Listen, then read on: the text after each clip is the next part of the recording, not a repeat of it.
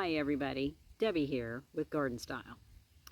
So today I'm going to discuss what all we can do during the month of May. Now, mind you, it's about the middle of May. The last 2 weeks we have been extremely busy trying to get ready for Mother's Day. So, little late, but honestly, the things that I'm going to cover with you today are things that will probably take you all the way to the month of June as well. So first of all, our temperatures have finally warmed up, especially at night, to where we are consistently at least 45 degrees and above. So what that means is you can start planting all your tomatoes, squash, cucumbers, peppers, all those warm season loving type vegetables. So feel free to go ahead and start planting them, because now it's pretty safe that we're not going to get down into the 30s again, at least from what I can tell, over the next couple of weeks. And of course, the further we get into June, the warmer it's going to get. Now, as far as warm season veggies go, I have noticed that as soon as mine had gone into the ground, they have perked up right away. So that just means that the soil is warm enough and they are raring to go. So finally got all my tomatoes planted. I don't plant a whole lot of peppers here because I honestly don't have very good luck with them here in the Northwest. Some of you might. But tomatoes I do very well with, and of course squash, zucchini. I only plant one plant of zucchini or I end up having to feed the entire neighborhood by the end of the summer. So warm season veggies are definitely something you can feel very safe about putting into the ground if you haven't already. Now, annuals, anything like impatiens, begonias, petunias, calibrachoas, nicotiana, marigolds, all of those fabulous spring and summer annuals you can put into your containers as well into your gardens. If I can talk today. I just got through edging all of the beds here in the backyard. I still have the front to do. It has finally gotten dry enough to where I can run the edger around the edges of them. And man, what a difference it makes when you have nice, clean, crispy edges on all your beds. And it just psychs me out to just get out there and start planting more and more and more. I keep coming home with more goodies. And I'll introduce you to a few that I've already put into containers, some of which are new, because I was going to do a container video for you, but I might as well just show you what I've put in there already. And I still have quite a few more to go, so never fear. I will cover some more containers with you here in the near future. But first, for the Grow More in 24, I wanted to cover all the things we can start doing here in the month of May. So planting, planting, planting is, of course, first on the menu. And there were a lot of people in the nursery in the last couple of weeks, especially during Mother's Day weekend, picking up their hanging baskets as well as all their flowers to start brightening and coloring up their gardens. Now, with that in mind, I am speaking to all of you here in Zone 8, which is located here in the Northwest. Now, I kind of wanted to explain zones a little bit because I've had quite a few questions about them, and I've had folks leaving me comments that they live in a Zone 8, but you know, a lot of their weather is not the same as ours, and that's very true. Now, they have a guide, and they split out the zones across the country according to hardiness. And that hardiness can be cold hardiness as well as heat. So on most of your plant tags, they will tell you what plant or what the plant is hardy to, whether it be a cold hardy, zone 5, or a warm hardy, zone 9, zone 10. So the higher up you go, it gets warmer, and of course the lower the hardiness, it just means the plant can put up with more cold and actually survive a winter. So it's real important that you watch those types of things when you're picking out plants. Now, annuals, of course, are excluded from that, but a Zone 8 here in the Pacific Northwest compared to a Zone 8 in Texas, for example, or North Carolina, can be completely different. And one of the biggest reasons there are huge differences in zones, even if it's the same zone, whether it's Zone 8A or Zone 8B, is the daylight. Now, up here in the Northwest, we are now in some of the longest days of the year for us, from May, June, July. We end up having the sun coming up at 4:30 in the morning, and the sun does not go down until 9:30, 10 o'clock at night. So we have super long days here, and that definitely affects how plants react, how quickly they wake up after winter, and how quickly they fall asleep in the fall. Now, We also are exposed to the water here. We're actually pretty much surrounded by the water because I live here on the peninsula. So if you have huge bodies of water like we do, we have the Puget Sound that affects our weather here. It also makes our weather a little more tepid, not quite as cold. Say, for instance, zone 8 in Texas. Now there's a little more extreme temperatures there. You can get really super high heat, up to 100 degrees, or you can get really, really cold, as we all know, in Texas. North Carolina, for example, there's an 8A, 8B in North Carolina. Except that they can be very humid, and plants react to that as well. So daylight down in Texas is a little more even, being they're closer to the equator than we are up here. So plants don't have these big swings in daylight, and they do react to that. For us up here in the Pacific Northwest, it takes longer for our plants to actually wake up from the wintertime going into spring. But once we hit the month of April, we're gaining 3, almost 4 minutes of daylight every single day. It's like a rush of daylight that comes at you. Where if you live further south, you don't really notice those extremes quite as much. You notice your days getting longer. But I could be talking to somebody on the phone, for instance, family who live down in the state of Alabama, and it'll be 9 o'clock my time, and it is still very much light out, where down in Alabama, it's already dark.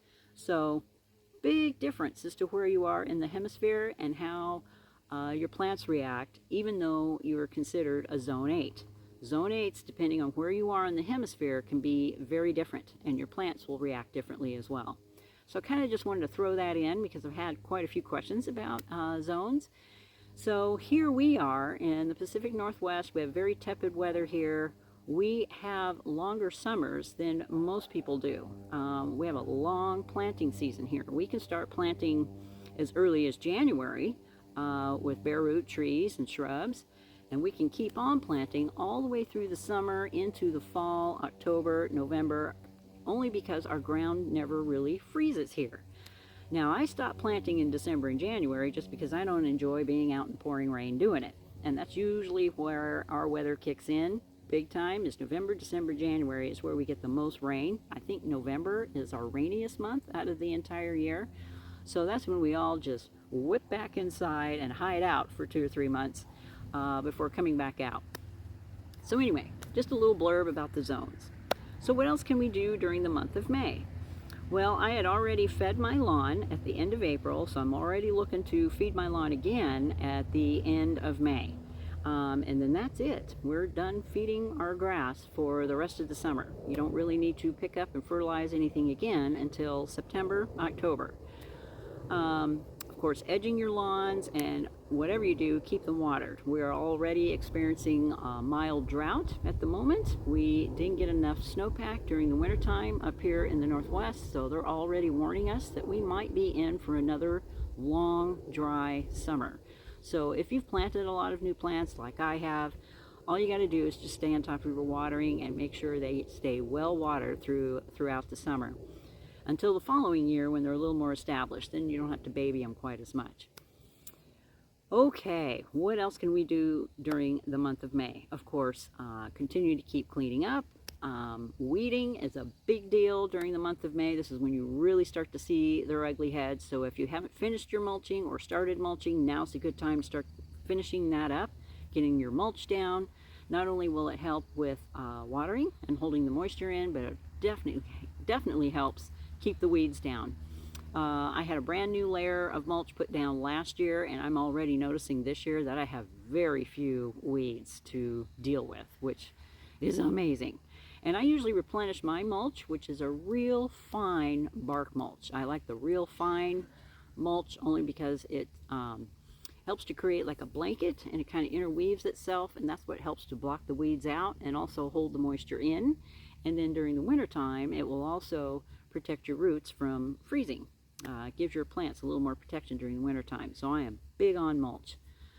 Let's see, what else? Of course, go out and find some beautiful containers and start planting those up for the deck or the patio, or plant a fabulous looking container and place it out in the middle of the garden. I love containers in gardens.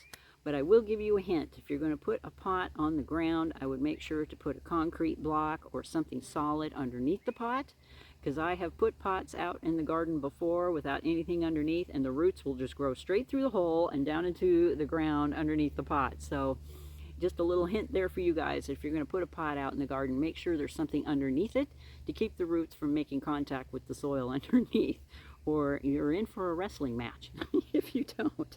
I had already had that problem last year. Okay, pruning.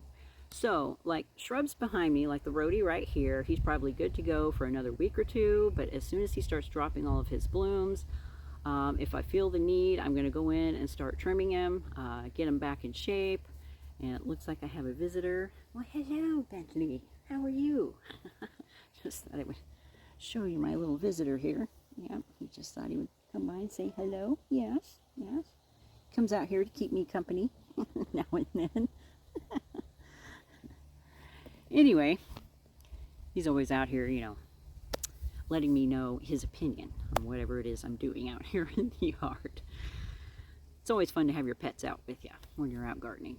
So anyway, pruning. So any of your shrubs like lilacs, for instance, rhododendrons, azaleas, all those early spring blooming type shrubs, as soon as they start to get done and start dropping their flowers, that's a pretty safe time for all you folks to go in and start trimming them up and giving them you know, a better shape than what they already have. I already see some branches and some of mine that are kind of sticking out on the sides. Then I just need to kind of trim back and bring back their shape. So I'm going to fix this a little bit because it looks like it sank down after I talked to the kitty. There we go. So pruning is another really good thing to start doing during the month of May. Other than that, we are slowly but surely starting to reach into the month of June and July, and then it's all about just maintaining what you already have. Now, where we are in Zone 8 in the Pacific Northwest, we can continue to keep planting, and I do. I'm always bringing more plants in. I have like an acre out here, so it just never seems like I can fill it up, and I'm always finding more empty holes to put things into. We did suffer a pretty severe winter this last year. I've had a lot of customers coming into the nursery talking about plants that have been taken out by the very cold freeze that we had. We had 3 or 4 days where it got down to 13, 14 degrees and stayed that way. It wouldn't get above 20 during the day, and that is just deadly for plants. So a lot of folks lost plants that they had had for years. It was just one of those things where we had a warm up during the month of December. We actually had another warm up in January. And once it warms up and it gets above freezing and kind of stays there, we kind of had some 45, 50 degree temperatures right smack in the middle of the winter. And what that will do is cause your plants, it'll cause the sap in the plants to start flowing again. They're thinking, hey, we're right on the edge of spring.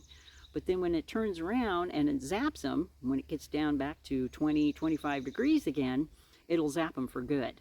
And we suffered quite a few losses at the nursery. And I've also heard a lot of customers coming and complaining about plants they've had for years and years and years, and they've lost them this year. So, you know, it's just one of the hazards of being a gardener is we have losses and we have wins. But the nice part is you can always go into your local nursery and find a replacement, maybe something even better than what was there before. But it can still be a little disheartening when you have a favorite plant and you find out that it just did not survive the winter. So if you're one of those people, I'm just here to reassure you that you're not alone. Okay, there's not a whole lot else that I can cover with you as far as what to do in May, because it's a free-for-all. You can do just about anything. And it's just lovely to be able to sit out here. It's approximately, it's about 72, 73 degrees right now. It's getting later on in the evening, but it did get up to 75 today, and it was just pleasant. And it looks like that our weather is going to hold out for the next 10 days at least, and we're going to be sitting in the lower to mid 70s for the next 10 days. The only drawback is we're not going to be getting a whole lot of rain. So stay on top of the watering. I prefer to water in the morning as opposed to at night, but for some of us who work, we sometimes have no choice but to water at night. And if you have to, just try and keep the water off the leaves of your plants as best you can. And But I try to get most of my watering done early in the morning, so that way they have the rest of the day to dry out, and not quite as stressed out either. But there's times where I don't have a choice. I'll have to come home and hit containers, for instance, quickly before I eat dinner, and make sure that they're well watered. Fertilizing. If you haven't fertilized all your plants by now, you need to do that. Try and do that before the end of May while plants are still actively growing. When it comes to deck containers and hanging baskets, I water mine every other week. I use a liquid fertilizer. It's just easier for me to apply it. Something like a Miracle-Gro Bloom or just a regular Miracle-Gro. If you have a lot of flowers in your containers, I prefer something that encourages more bloom rather than more leaves. So read the package so that you know what it is that you're fertilizing with. But your containers especially are getting watered every single day. So they need fertilizer more often, because a lot of times you're just rinsing those nutrients out of the containers. So good idea to do that. Okay, of course, if you have any questions or comments, you can leave those in the description box down below here. I will be covering containers in my next video, as well as a whole bunch of new plants that I have been putting out here in the yard. I'm real excited about a couple of containers that I've put together. I've actually used some houseplants as some of the filler plants that I've put in them, so I'll go over that as well. And a couple of new containers that I have in mind that I haven't quite put together yet, but I would just rather do that with you guys rather than you seeing the after. Okay, of course, if you want to take advantage of our newsletter at sunnycrestnursery.com, you can just go to our website and sign up for our newsletter, which will be coming out bi-monthly. In fact, I'm due to come out with another one here now that we're coming up on the 15th of May. And that's about all I have for you folks today. I hope you've been able to get out there and get your hands dirty. And I hope all you moms out there had a fabulous Mother's Day. I know we did. It was extremely busy, and we watched a lot of beautiful plants go out of the nursery and a lot of smiles on Mom's faces. So that's always fun. My favorite time of the year. All right, you guys, take care. Keep those hands dirty, and we'll talk soon. Bye for now.